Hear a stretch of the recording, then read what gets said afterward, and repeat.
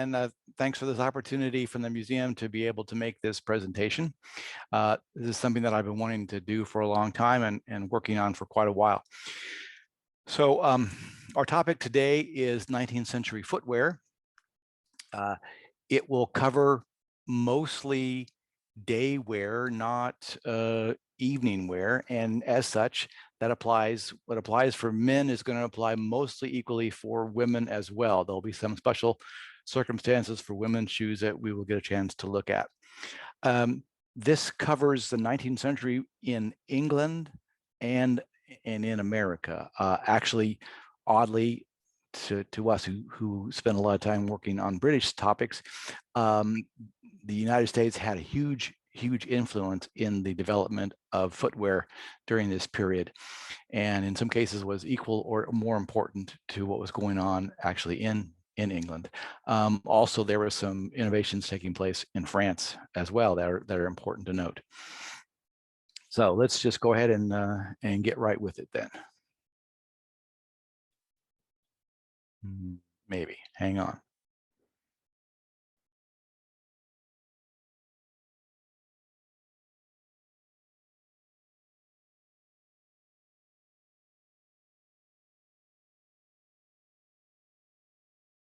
All right, so for the scope of this presentation, we are going to focus on 5 popular shoe styles. And we're going to talk about how to distinguish and to describe these. That's going to be very important for us. These are styles worn by men and women. My audience in this case, although you may not necessarily fall into this group, you probably fall into the last category of other enthusiasts, is focused on persons who are doing historical interpretations. There will be a little bit of discussion on general history and production of footwear, although for today's presentation, I'm going to gloss over that quite a bit to allow us enough time to fit everything else in and get some time for questions. There's a lot of information to talk about in this subject, so some things we're going to have to gloss over, and that will be one of them. And then I'm going to talk about how we can try to determine which of these styles that we're talking about was the most popular during that period. So I hope to demonstrate that these bullet points, the most likely shoe for a 19th century reenactor to wear was actually the least likely shoe worn in the period, and you'll see why in a moment. By far the most popular shoe of the period, and well into the 20th century, is seldom seen today. The second most popular shoe has also largely disappeared, and the least most popular shoe of the period is now the single most popular style of dress shoe today. So that's an interesting juxtaposition. And the most innovative design of the period remains readily available and is popular today, and we'll see how that goes too. And I just remember to turn on the subtext there so that you can read that too if you need to. So people have been wearing shoes for a very long time and been making shoes for nearly 4,000 years. And during that time period, a lot of things have remained the same. So early as Egyptian, shoes were actually made using basic techniques with patterns and tools and persons dedicated to that task working together as what we would call today shoemakers, and following certain guidelines. By the 16th century, that has certainly morphed into a little more sophisticated arrangement, but still it is not too different. If you look in this picture here, you can see some of the similar ideas, some patterns, some shoes hanging up, men working together, hand sewing in a small shop, perhaps with their family or an apprentice. It's interesting to note that by this time, and even earlier, the distinction between a person who makes shoes, a shoemaker, and a person who repairs shoes, a cobbler, was well established. So don't ever call a shoemaker or a cobbler, that would be somewhat of an insult, because a cobbler really is one who repairs existing shoes, or maybe makes shoes out of leftover materials, kind of cobbles things together, as opposed to a shoemaker who actually makes shoes from virgin materials. This kind of comes from the French, the cordwainer, and actually in German it's der Schuster. So those are the shoemakers as opposed to the repair persons or the cobblers. By the mid-19th century, things were pretty much the same in the sense, and you can actually recognize some of these same tools and the same techniques. That was about to change pretty quickly, though, and with the rise of the factories. Now, this is where I'm going to just gloss over this so we have more time. But this device was probably what really spelled it all, and it was introduced in 1856. Now, we're all familiar with the Singer sewing machine, but the original ones could not sew leather.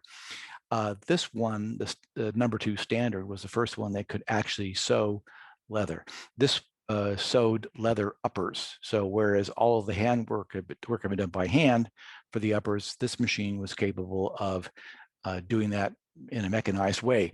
It was expensive, but you could acquire it kind of on a hire purchase arrangement.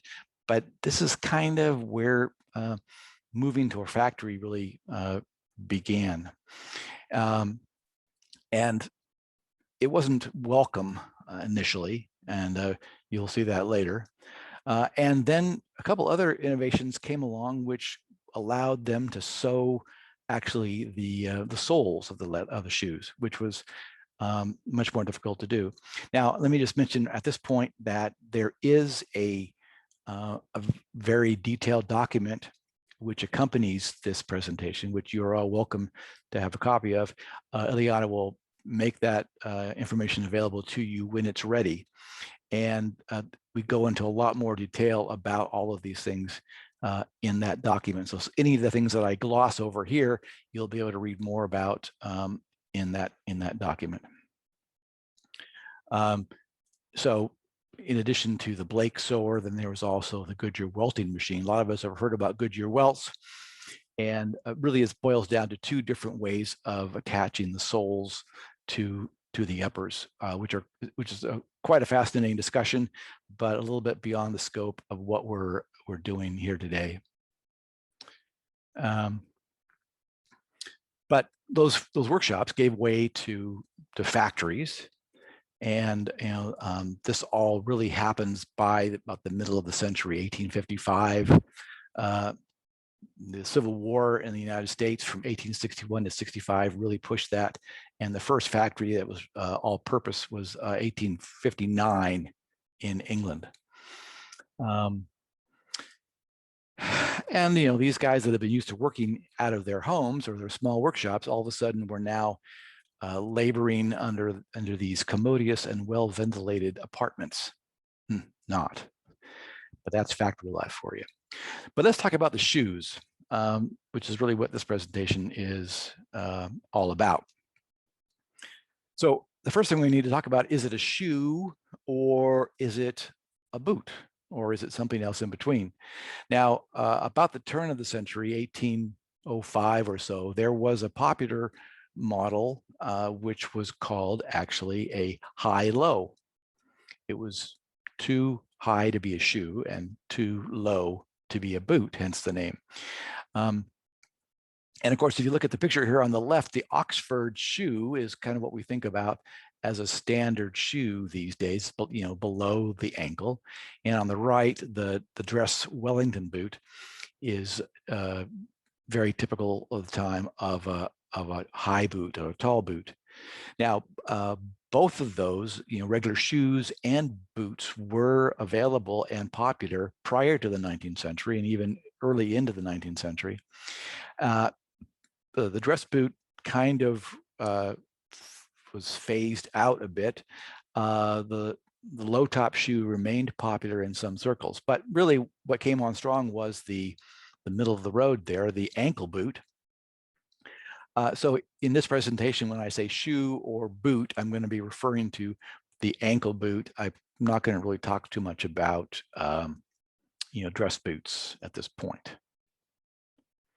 So let's talk about the basic parts of a shoe. It's important to understand what these parts are so that we can then classify shoes based on which parts they actually contained.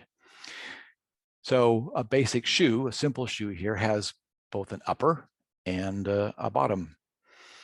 And the bottoms actually contain several parts. There's the insole, and this I should note easily is that these days, the insole term is used incorrectly, oftentimes referring to like an orthotic insole or a slip-in insole or some sort. Correctly, in shoemaking terms, the insole is an integral part of the shoe and indeed is sewn into the shoe and not removable. Anything else that goes into that would be an insert and not really the insole, because certainly in one of the methods, the Blake method, it's sewn right through directly to the sole from the insole. So kind of a sewn in pancake. Midsoles are sometimes available. Outsoles or the tread soles, or just the sole is the part that meets the ground, and then you have a heel. Now there's a whole other discussion possible about different types and styles of heels, which we won't get into here either. But that could be an interesting 15-minute discussion just on that alone. So the parts of the upper, the first one is the vamp. Now I'm going to come back to that term a little bit to give you more description about what that means.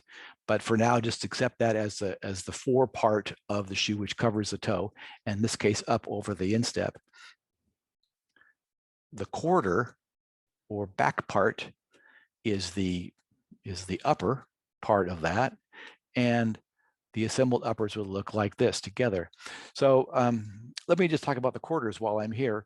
The quarters really are, in most cases, the back part or upper part of the shoe.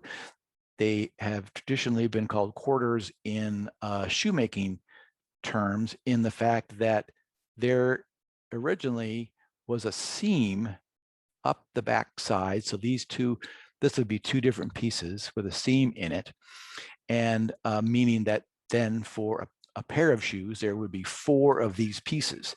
Generally, they're identical in shape and would be cut out of your hide. And so you'd have 4 of these, or the quarters. In this particular shoe, there is only 1 of these. There is no back seam.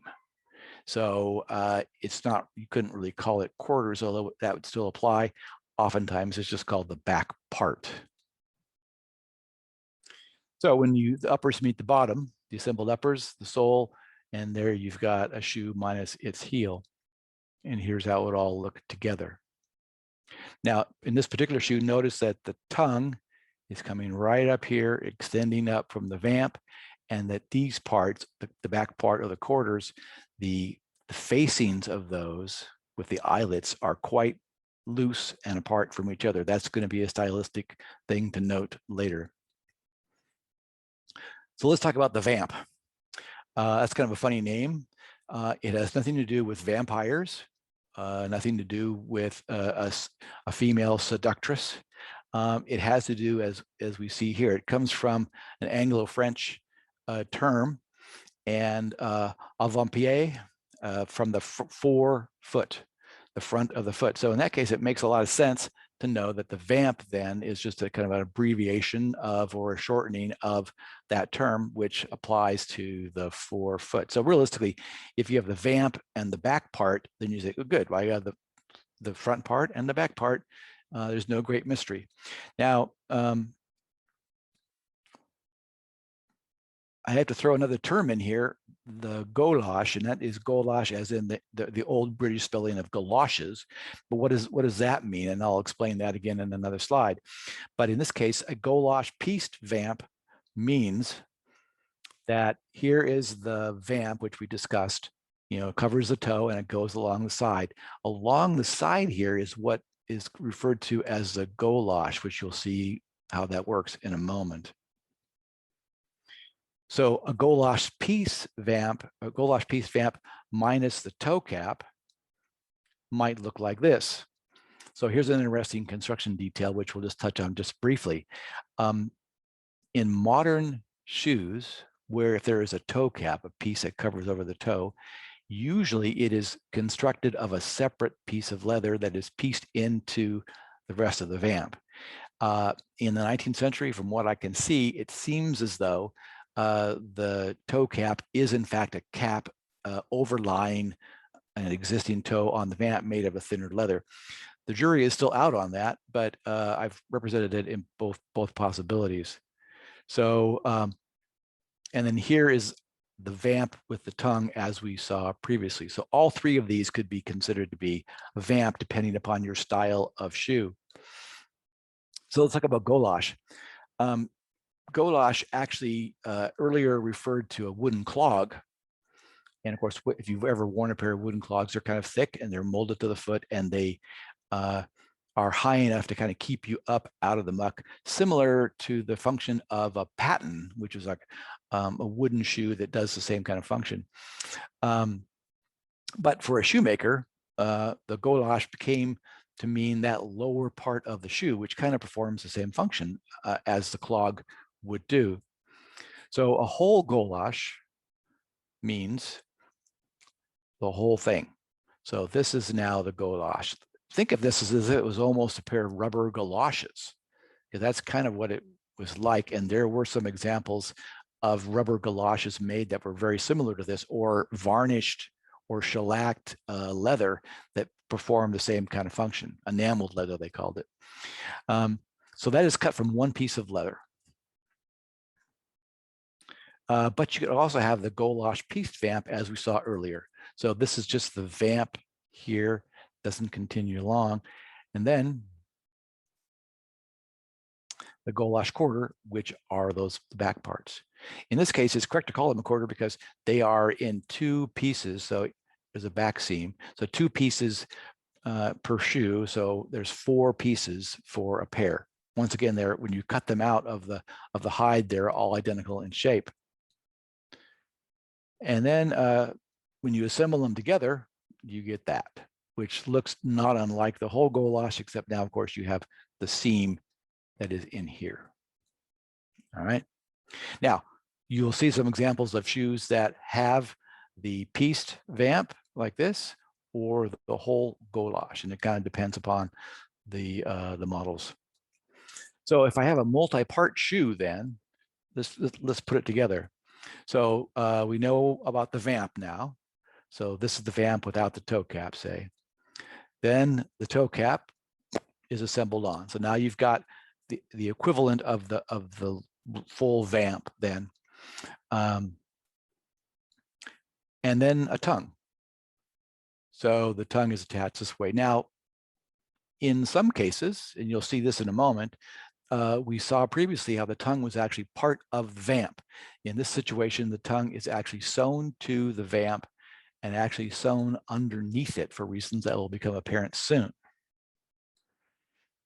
So the Goulash, by this point, remains just to be the Goulash quarters, or those back two pieces. So now essentially we have the equivalent of the Goulash that we saw, but with the tongue added to it. And we finish this off with the leg. Now, in shoes where you have a Goulash as opposed to no Goulash, the leg is really the equivalent of the quarters. So essentially this leg has a seam down the back. So there's two of them, four for a pair. And it's called a leg kind of from regular high boot terminology, so that it is taller. And so that's what they refer to it as. So if I put that all together, here's the complete boot, and here's how the boot would look when it's in place. Now, this part here stems from that, and it's probably one of the most misunderstood parts about shoes, and something that you'll want to go and look in your closet after this presentation to see what it is that you have and what kinds of how your shoes match up with this. So the open tab, and the tabs refer to the eyelet tabs, or the leading edge or the facing of this. In this case, these are the edges of the quarters. And over here, these are the edges of the legs, which perform the same function as the quarters. So for an open tab, it's quite obvious that the tongue now can be part of the Vamp, and that the quarters are sewn on top of.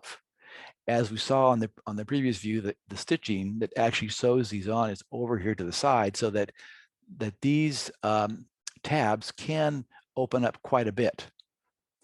So they're very flexible. This means that once you put your lacings in here, you can unlace it quite easily and allow for a big opening when the tongue folds back, easy to put the boot on.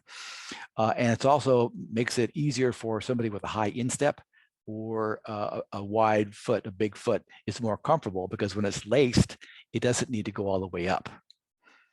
On a closed tab boot, however, the Vamp right here is sewn down on top of the quarters or the legs here. So these are go underneath, meaning that it's not possible for this facing to open up any more than you see it right there. I mean, that's where it is. It's sewn closed at that point. So when it's laced up, all of these come and meet, perfectly. So the difference here is now you've got a cleaner, more elegant look since the lacing closes the boot entirely over here for the closed tab. For the open tab, you have a more adjustable and flexible arrangement. This boot, as we saw the parts, there's a lot more parts that go into doing this. And of course, if you're hand sewing all of those parts, it's pretty labor intensive. With an open tab boot like this one, there was really not much uppers to sew. I mean, you really only sewed the back part to the Vamp in those two seams right here and on the side. So that explains why this boot, as you'll see on the next slide or a couple slides down, was built this way and why it's popular in that sense. So shoes have names, and they acquire their names in a variety of ways. It may be from a distinctive feature. So a latchet shoe, a buckle shoe, a lace shoe. That's easy to determine. It could be from a famous person, like a Jefferson boot or a Bleuker boot, or however. It could be named after a place like Balmoral. It could be some kind of what I call linguistic morphology. In other words, it changed really to match the kind of a way people use their words, and it really didn't make sense when it got done. Or it might even be a little bit of an odd marketing decision, how the name got applied. Stories told and often repeated about how shoes got their names are things that a lot of times websites that sell shoes like to tell you what the answers are to these questions, and really the answer is they don't know the answer. Most of the stories that talk about how these shoes got their names are really not correct.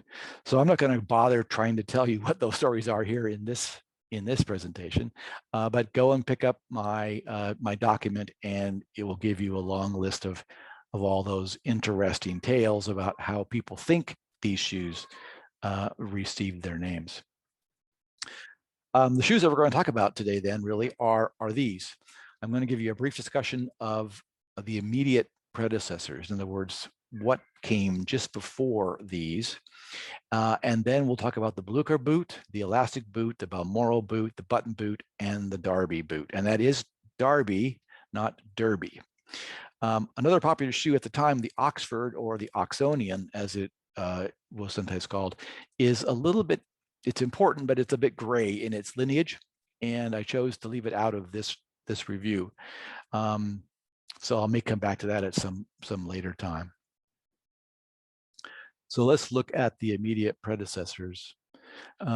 Here is a latchet shoe. A latchet really refers to these little tabs right here and here. You see them here and here that close over the instep to close the shoe. Some similar, and a latchet shoe dates back easily to the 16th century. So here are some things that we see in common. Here is the Vamp. Here is the tongue, which is extended part of the Vamp. So this is very, very similar to that first example that we saw. Here are the quarters. And like those, actually, these actually are quarters since there was a seam in the back. And then the side seam neither the quarters or the vamp overlap each other. In this instance, they both meet, which is commonly done. And then, of course, the latchets come across and they close over the top of the foot and are tied with a ribbon or a string. So this is really very similar and equivalent to tying these with a lace. And they only have one hole on each side, but just imagine how that would be if you had 2 or 3 or more or whatever. It's the same idea. It's kind of it's definitely an open lacing approach. If we move up a couple centuries to the buckle shoe, things have not changed that much. In other words, we still have the vamp with a single piece tongue in place. We have the latchets here, which are now extended to be longer, since they're not really tying actually in one place. And we have the quarters, the back parts. And in this case here, they are now oversewn on top of the vamp. So not butting up to, you can see where here the seam is here as well. You can see it's oversewn. Buckle shoes are kind of interesting in that these extended latchets that come across have to be buckled with a special kind of buckle, which is removable. In my document, I give good instructions about that and some examples how you can actually see how to attach those buckles and how they work. When you're new to a buckle shoe, it's kind of cryptic as to how they actually work, but they do work pretty well. I should probably mention that at this point, every shoe that you've seen here so far is a shoe out of my closet. So, you know, and most of the shoes in this presentation are ones that are in my possession and that I use for my various different events. So the Bleuker. The Bleuker was first mentioned in 1817. This is the shoe that is similar to the one that we looked at in our first presentation with the simple vamp and the simple back part. In other words, there's no back seam into this point. So single piece vamp, no toe cap, so it's not fancy, and single piece back part, you know, no back seam. So definitely open tab front lacing. The facings have at least 2 or 3 or sometimes more. This one's got 4 sets of eyelets. In this case, crisscross lacing, which is a standard shoe lacing that we all grew up on, is probably the good way to do it. You can see that the facings don't really meet each other, but these could come closer or farther apart depending upon what we want to do with that. Now, the Bleuker has its heritage in kind of a military shoe, and so to be able to produce shoes quickly, then having fewer cuts. So in other words, here's the only seam right here, and then the upper is affixed to the bottom, in many cases using nails or wooden pegs. So it was pretty easy to put together. And the fact that it has the open tab construction here, it's easy for soldiers to get in and out of and fits a wide variety of sizes of feet. So that's why it was so popular. And this was just during, or just this here is just after the Napoleonic Wars. Bleuker, by the way, was a field marshal in the Prussian army who, along with the English, helped to defeat Napoleon.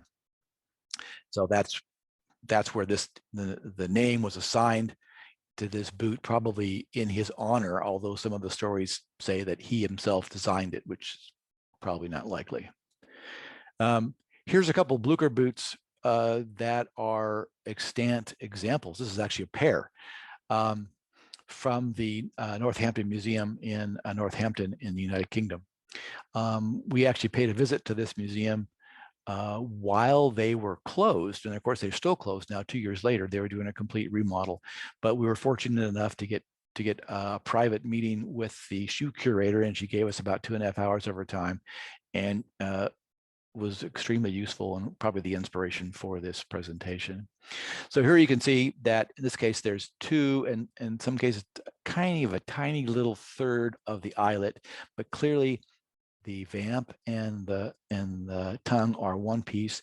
The quarter or the back part are one piece, and there's that one straight seam right there. All right, time for another boot, the elastic boot. Now, this is a boot that people know today as a Chelsea boot, perhaps a Beetle boot, a paddock boot. It's taken on a variety of different names. This is the first boot that we see, 1837 being the first date for it, that contains this Goulash. So here it is, just as we saw it described previously. It seems that the Goulash is very, very useful in this case because now the upper part, and of course here's the elastic, allows a good place for the rest of this to sit, whereas you couldn't really do this with quarters. So the upper, because it's a two-part front, so this part here meets in the middle and is sewn. It's also a two-part back, and it has pull tabs on either side. So an elastic boot is very comfortable, easy to get in and out of. And of course, you don't need to worry about laces or buckles or anything else. Here are a couple extant examples. The one on the right is really interesting because it is the first prototype that the inventor of this boot put together, and it's not very often that we can actually say the inventor of a particular 19th century shoe. In this case, we can. Joseph Sparks Hall actually holds the patent for this particular design, and this is a pair that he gave to Queen Victoria in 1837. You can see the elastic here, and of course the elastic here is worse for wear. But looking at the boot on the left, this has the Goulash, the full Goulash, no toe cap, and then the elastic in place. This one is a bit different, in that it's actually made of a fabric, but the interesting part here is the elastic. This is actually not elastic, but tiny coiled springs embedded in a cotton encasing that allowed them to stretch just enough to work with this. Now, Sparks Hall was interested in this idea, but in 37, there was no elastic that he could use for this. And so he took an idea that had previously been used for men's suspenders or braces, where tiny coil springs performed an elastic function when actually encased in some flexible leather. And we've seen some examples of those at an antique shop in Paris, actually. So he admitted that didn't really work all that well. And as soon as vulcanized rubber was patented by Charles Goodyear, which was just 2 years later, he jumped on it. And by 1840, he had replaced this idea of the springs with an actual, elastic piece. Now, one has to wonder whether the Queen ever actually wore these shoes very much, because they're like in brand new condition compared to these, of course. Here are two more typical examples. These are also from the Northampton Museum. The one on the left is pretty identical to what we had described before. We see now, here's the toe cap, here's the Goulash, here's that seam along the side between the Goulash quarters and the Goulash piece together vamp. Here's the front piece, the back piece, the tabs, and the elastic. This one, actually also a period shoe, is quite interesting from a historical point of view for us as reenactors, because it's doubtful that you will ever find this boot here for sale on the market today. This one, though, is all over the place. It's the modern day Chelsea boot. But this boot actually dates from 1860. So it's possible to go and buy a Chelsea boot pretty much off the rack and say, oh yeah, this is period to 1860. The difference is here is that most of the boots today will have a seam here. This one does not. This is what we would call kind of a hole cut. So in other words, the only seam in this whole thing is right in the back. Everything else gets cut out of a piece of leather, which is rather wasteful, actually, without a need for a seam. Once again, from Northampton. Next boot, the Balmoral. Once again, lots of stories about where it might have gotten its name, given that the Queen had just bought a Scottish estate by that same name about the same year this thing appeared. But once again, that's probably spurious. The interesting thing about the Balmoral is that it also has the Goulash design, very, very similar to what you see in the elastic boot. It has the two-piece legs, so the upper here is got a seam in the back.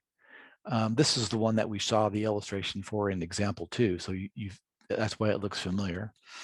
The closed tab lacing, so you can see now how the lacing closes up nice and tight and is nice and flush. Now the boot hooks that you see on this version were patented in 1865, so they did exist. This is a modern boot, of course, from my closet, but in period, usually they were eyelets all the way up.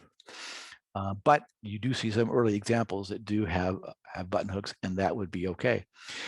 The tongue is nowhere to be seen once you've got the boot laced up, except for just poking out of the top here. And so it is sewn underneath down here inside. So clearly cannot be one piece with the Vamp. Here's an example from Northampton. Looks very similar. In this case, we see the eyelets running all the way up. Very, very slightly right here is that side seam. So here's the Goulash all the way around. Here's the toe cap. Here's the eyelets, and away you go. So yeah, good, comfortable shoe. And actually, it was touted as a good walking shoe, and that's one of the things that the Queen and Prince Albert were said to have favored this as a good shoe to go walking about their Balmoral estate. Next boot is the Buttonboot. So as you might be guessing right now, this is the only boot in this series of things that I do not own a pair of Buttonboots. So I'm going to have to rely on some other pictures. The Buttonboot, very similar to the two previous ones, the elastic boot and to the Balmoral, has the Goulash and is built upon that. And so in this illustration here, we see a full Goulash all the way around. There's no side seam on this one. And like I say, with the Buttonboot being a little bit later, you will see those in either way. The curious thing about a Buttonboot, though, is this button fly. So the Buttonboot is almost identical to the Balmoral. If you remove this button fly and just take those two facings that are remaining and put eyelet holes and lace them up, then you've got a Balmoral. If you attach this button fly to the medial or inside edge of those facings and then fold it over to the lateral or the outside edge, then you got a button flap. So that's about the only difference, which is interesting because it'd be super easy to make one into another in this case. So the design for everything else below it is identical. It has a pull tab on the top, on the back. Here's a extant example from Northampton. This is unusual in the fact that there's no toe cap and it's got kind of a squared off toe, but there is that side seam right here. It's hard to tell on this picture, just it's barely there.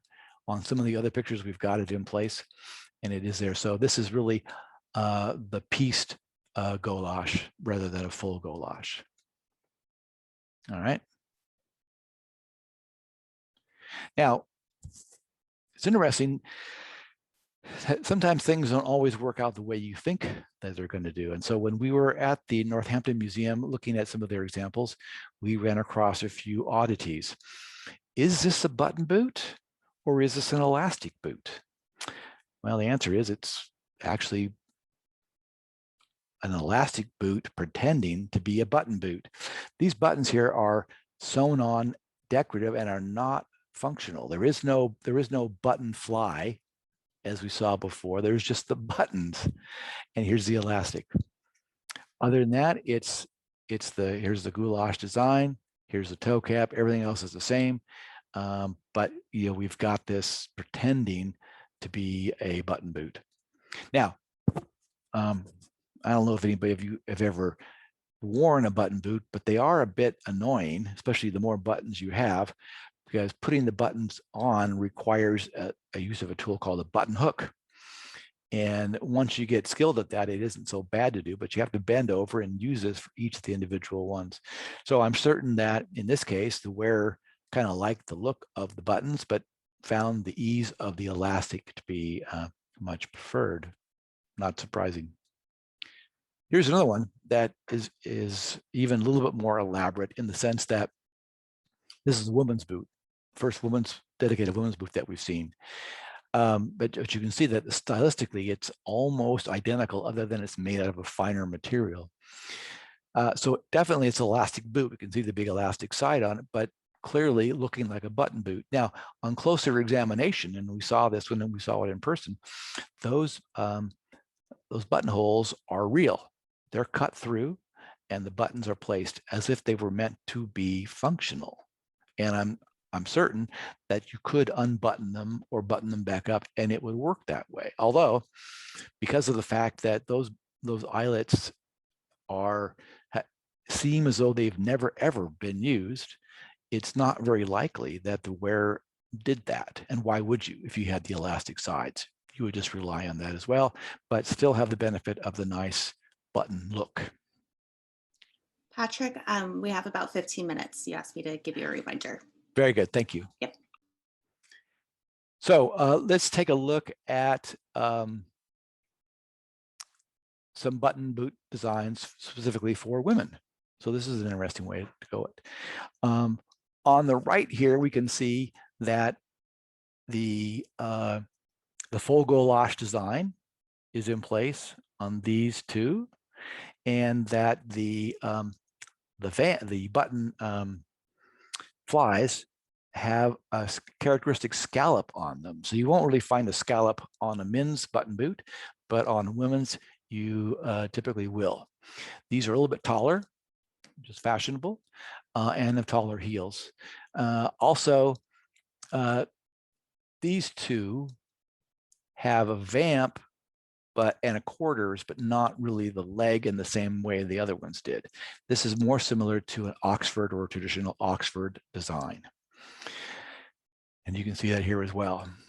So as early as 1862, Lacroix, our French historian, showed a lower top button boot, definitely for ladies. And then late into 1883, in an American catalog, Henderson and Company has a very similar one to one of these as a woman's boot with the scallops and the buttons. Okay. So then onto our final boot. This is the Darby Boot. This was not mentioned really in any text until 1872, so quite late in the period. Its defining features are open tab lacing, like we saw with the Bleuker, two-piece quarters. So in this case, the quarters here are in two pieces. There's a seam up the back and a back part, and excuse me, not a back part, but a back strap. And this seam here between the two is characteristically a nice curved seam, which you don't see on the Bleuker. So, and the quarters are sewn on top of it. So once these facings can open up, you can see there'd be a lot more room in there to get your foot in and out. Now, the Darby can be laced with crisscross lacing, of course, and you'll see a lot of people will do that, but you can get a nice period effect by lacing it with a straight lacing, as we show right here. In my paper, I have a link to an excellent online website with animations, which teaches you how to do more different kinds of lacings than you could ever imagine. So here's an extant example, and quite frankly, there aren't that many. it was not all that popular of a shoe at the time. But you can see here's the curved side lace, here's the toe cap, back to loop. So let's take a quick look then at the boots that we've talked about so far. The Bleuker first appears in 1817, the elastic boot in 1837, Balmoral 1851, Button 1862, although by some accounts it appears at the same time as the Balmoral. And then the Darby is quite late into 1872. So how do we know about this thing? Where do we find out about what kind of shoes that people are actually wearing? Well, museum artifacts like we've seen from the museum at Northampton. There's quite detailed caricatures that are drawn over a broad period with a lot of detail, fashion plates, photographs, paintings, and then books. Here's a caricature from George Crookshank, 1811. Back in this day, it was pretty easy to tell because you had knee breeches and people were wearing boots. Here's a pair of brown tops or top boots. And these two chaps are wearing, easily to tell, they're wearing buckle shoes because of the knee breeches. Their pant legs aren't covering their shoes. So I know exactly what they've got.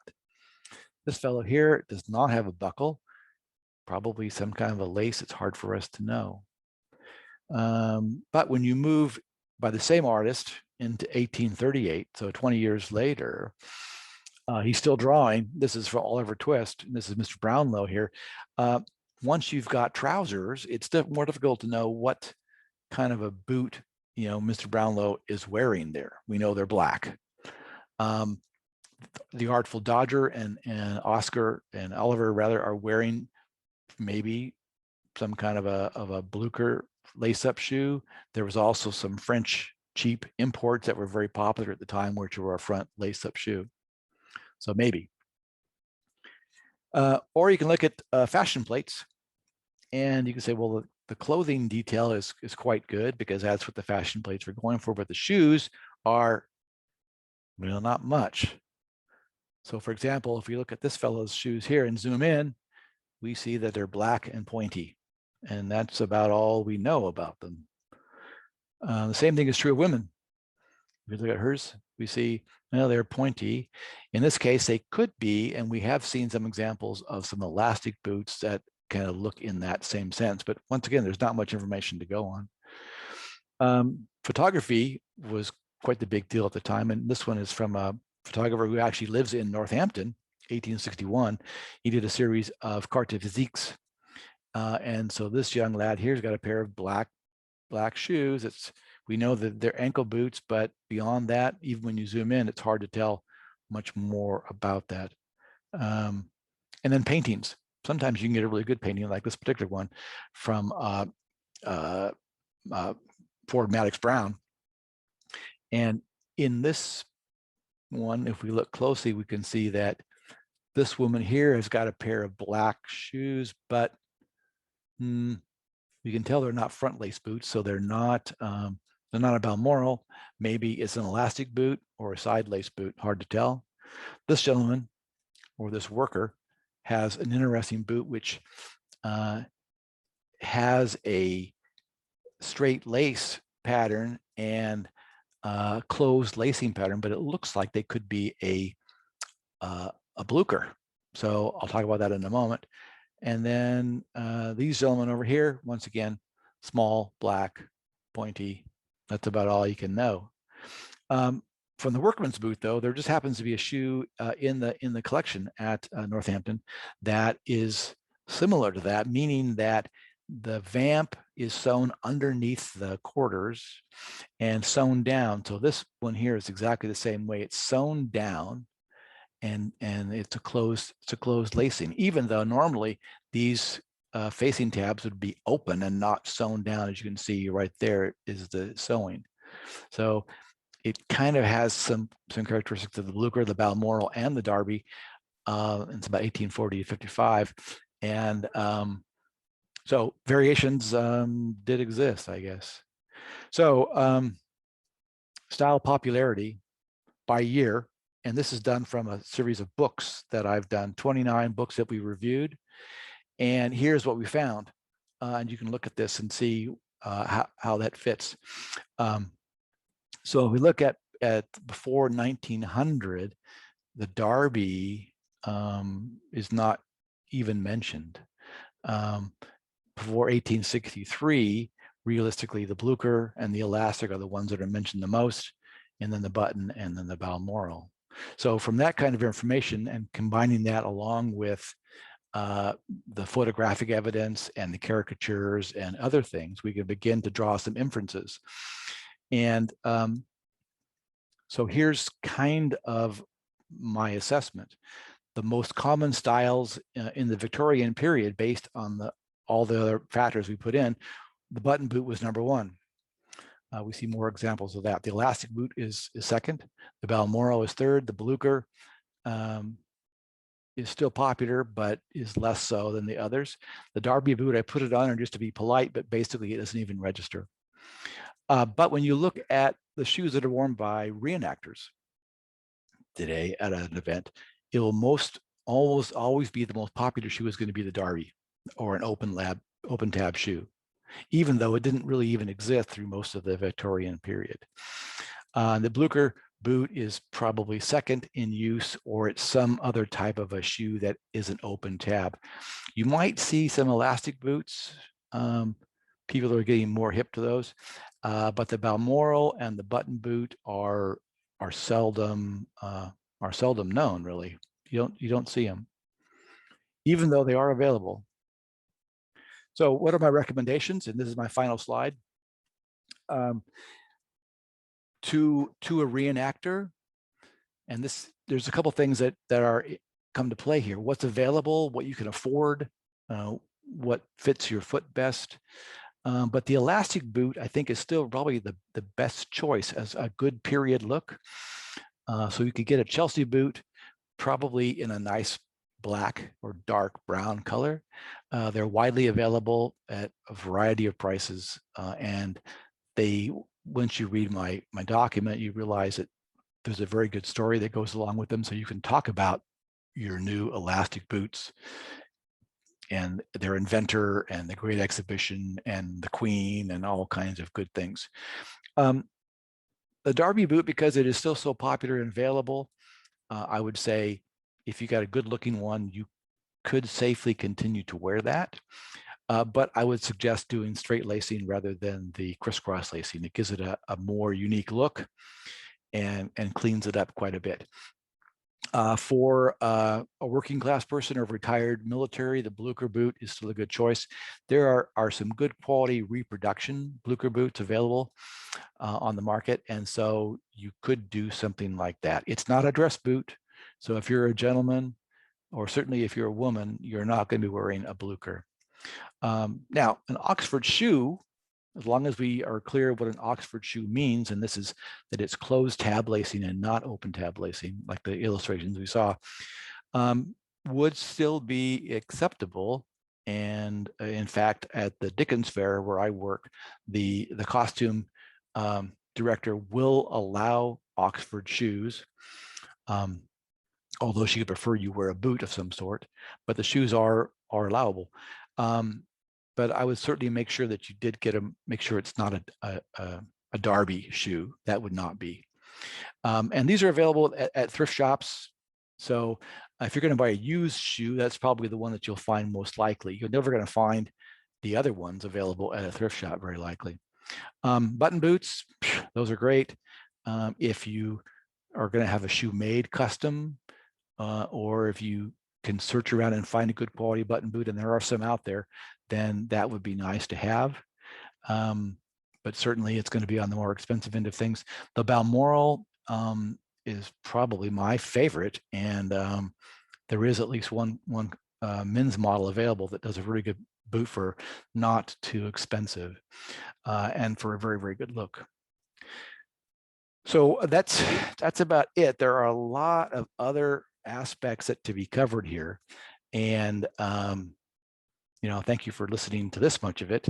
And I encourage you to pick up the research document when that is complete. So Eliana, I am done. How'd I do?